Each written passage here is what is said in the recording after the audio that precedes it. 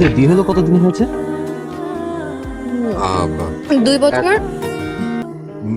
মানে ওই 1 বছর রিলেশন আর ওই তো 2 বছর হলো বিয়ে, মানে টোটাল 3 বছর। 3 বছর আর কি। হ্যাঁ, খুবই ভালো না। দাদাদের চয়েস অনেক ভালো। জি, গল্প তুমি অনেক সুইট। Thank you. ওর চাইল্ডহুডের কথা বলে, ওর পাস্ট, ওর রিলেশনশিপ সবকিছুই বলে। রিলেশনশিপ নিয়ে কি বলে? স্পেশালি ওর একটা রিলেশনশিপের কথা আমাকে বলেছিল। সাদাত একটা মেয়েকে না অনেক ভালোবাসতো, এটা নাকি ওর হৃদয় ভেঙেছে। এই কথা বলছে? আর তুমি এটা বিলিভ করেছো?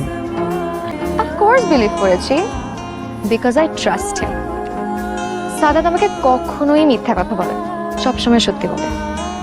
সাদাত এত ভালো একজন মানুষ, তার থেকেও ভালো হাজব্যান্ড আমি ওর মতন একটা মানুষ লাইফে পেয়েছি।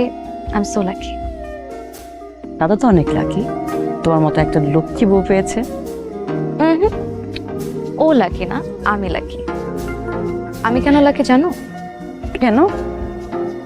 বিকজ ওর সেই গার্লফ্রেন্ড ভেরি মাচ আনলাকি।